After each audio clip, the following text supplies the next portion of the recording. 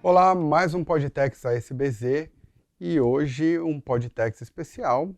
Eu diria que praticamente todos são especiais, porque o momento que nós estamos vivendo é de uma mudança sem fim.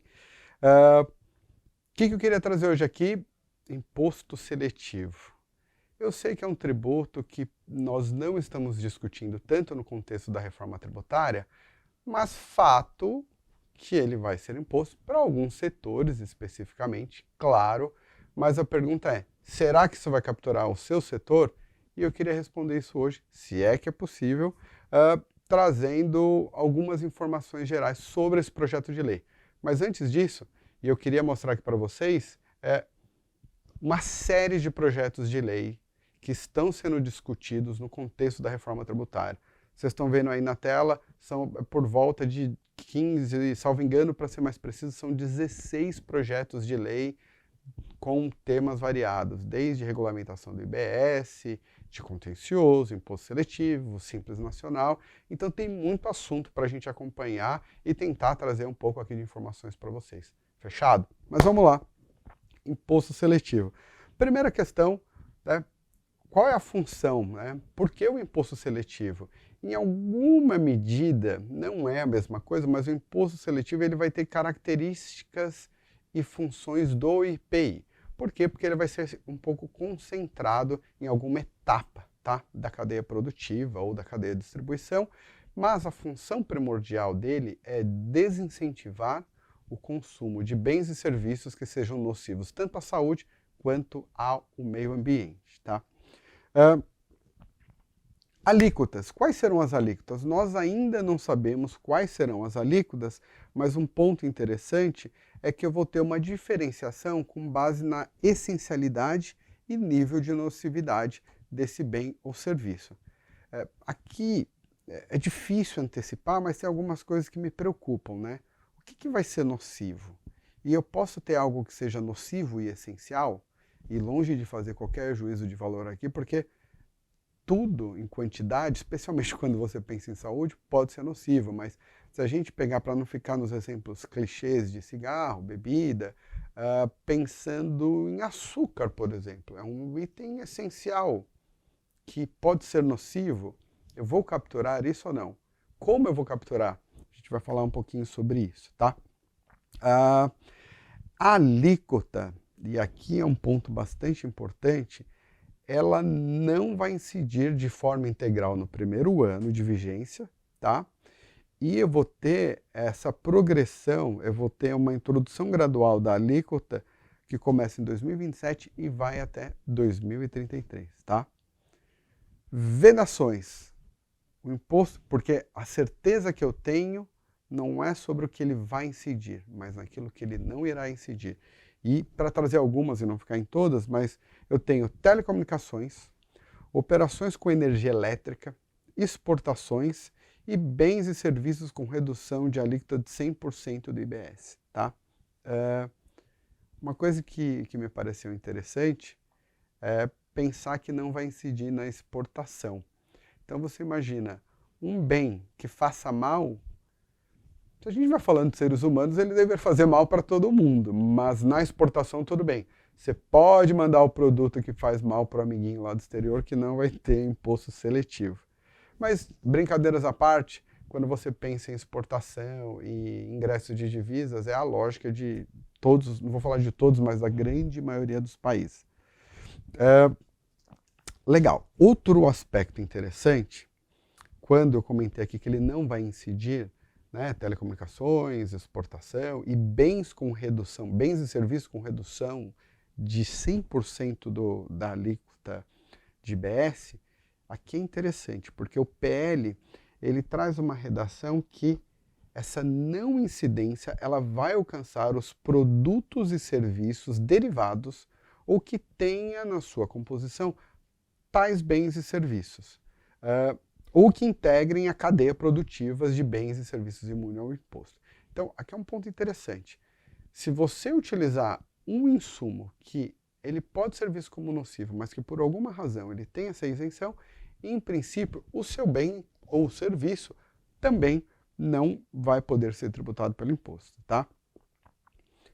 Direito à compensação. Outra característica aqui que me chamou a atenção, que é, na hipótese, e eu estou usando uma colinha aqui, mas na hipótese de incidência do imposto seletivo na cadeia produtiva do bem ou serviço não sujeito ao imposto, será assegurado ao sujeito passivo a compensação com outros tributos administrados pela Receita Federal, mediante restituição, tá?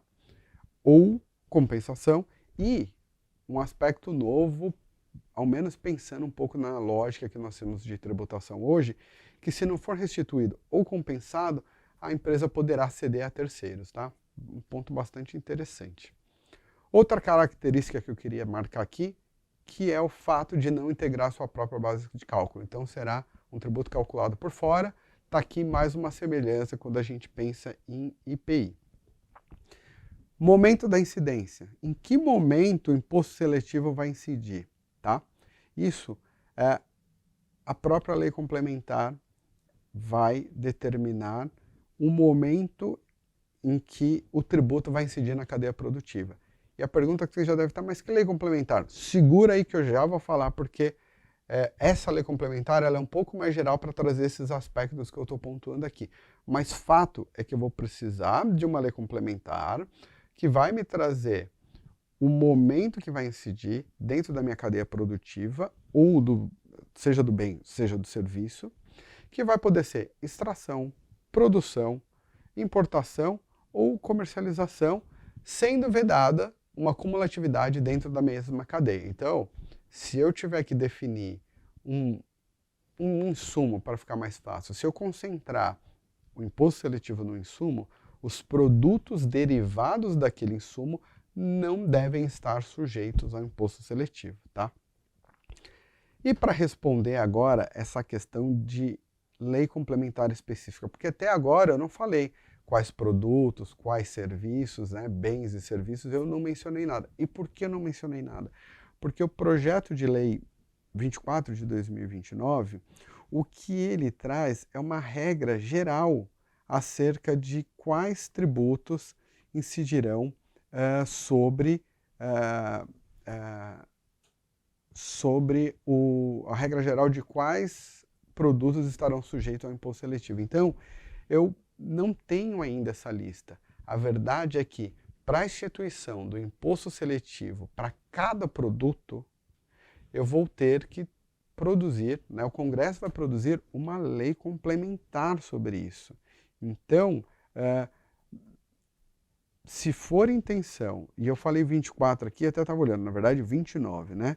O projeto de lei complementar 29 de 2024. Eu vou precisar dessa lei para determinado produto que vai definir o momento do fato gerador, quem é o contribuinte, o local da operação, ou prestação se for serviço, qual a base de cálculo, a minha alíquota, apuração, recolhimento. Então, todas as regras relativas ao imposto seletivo sobre aquele determinado bem ou serviço, eles vão necessitar de uma lei complementar. E por que isso? Porque essa lei complementar, e aqui é um ponto interessante e que eu acredito que vai gerar um debate muito importante, que é relativo a um programa de mitigação do impacto. O que quer dizer isso?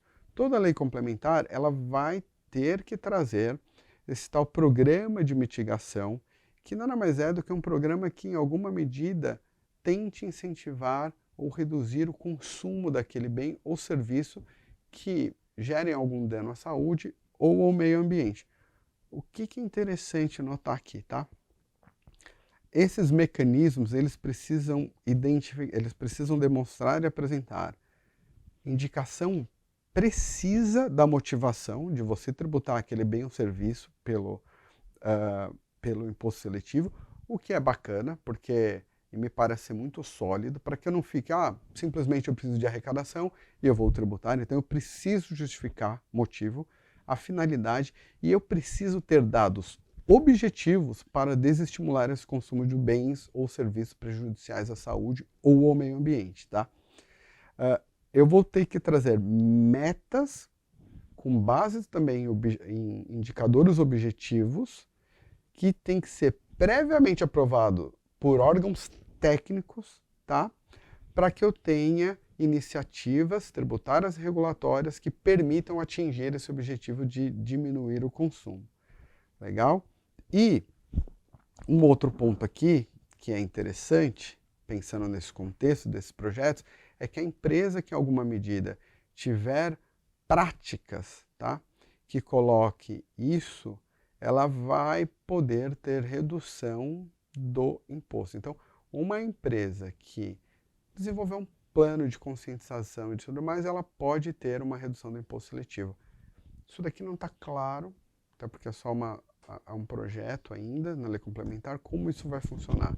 Eu vejo, numa primeira leitura, de duas formas. Como algo bom, né, para que empresas que tenham bens e serviços que gerem algum dano à saúde ou ao meio ambiente se conscientizem e que elas mesmas realizem práticas de conscientização para que a gente tenha um dano menor, seja à saúde ou ao meio ambiente, de tal forma que eles possam pagar um tributo menor. Por outro lado, me preocupa o quão sólido vai ser esse tipo de programa e os resultados práticos.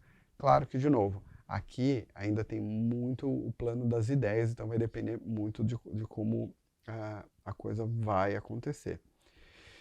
E um último comentário que eu queria trazer aqui, algo um pouco mais abstrato, mas antes disso até para falar, então nós falamos função das alíquotas, as vedações, que eu vou ter direito à compensação, eu vou ter um cálculo por fora, independente de um cálculo por fora, o imposto seletivo, ele vai integrar a base de outros tributos, nós vamos falar isso em outros episódios. Eu preciso de lei complementar específica, né? Eu vou ter que ter programas de mitigação de consumo e tenho a questão do momento da incidência. Um ponto interessante aqui que eu queria provocar é essa questão do momento da incidência. Quando eu concentrar a incidência em alguma etapa da produção, é muito sui generis um pouco que eu vou falar aqui, mas o imposto seletivo ele pode me gerar a mesma estratégia que nós já temos no passado da quebra de cadeia, tá? Então, por exemplo, eu não quero pegar um produto específico, mas imaginem um produto, tá, que tenha um insumo muito característico. Então, eu vou falar, peguei esse insumo A, que originalmente ele era só uma parte do meu processo produtivo. Se eu não tomar cuidado ao colocar, o que vai acontecer? Se eu focar muito no insumo, uma empresa poderia produzir aquele insumo com custo menor e a partir daquele momento, esse insumo, ela vende para uma outra empresa dela, fabril, tá? Que essa, por sua vez, sim, faria o produto acabado e venderia. O que eu estou querendo chamar aqui de quebra de cadeia? E de forma estranha poderia acontecer até entre duas indústrias, porque imagine um produto que eu tenha uma margem de valor agregado muito alta, especialmente em decorrência de marketing, né? Nós sabemos que alguns produtos nocivos, eu tenho um investimento de marketing muito grande. Se eu concentrar a tributação no produto acabado, né, eu estou capturando de fato uma base maior. Mas se eu não tomar cuidado e começar a focar muito no princípio, naquilo que gera o dano ao meio ambiente ou à saúde, eu posso ter um movimento das empresas eventualmente querendo quebrar, porque aqui no insumo eu não tenho todas as minhas verbas de marketing e tudo mais, e eu vou reduzir substancialmente. Então, tem muita coisa para ser digerida, essa foi uma análise mais geral e preliminar, mas nós temos um time aqui todo refletindo sobre cada um desses PLs e nos próximos episódios vamos trazer outros projetos de lei. Por hora é isso, tá certo? Muito obrigado, pessoal, e até o próximo PodTech SBZ. Um abraço, tchau, tchau.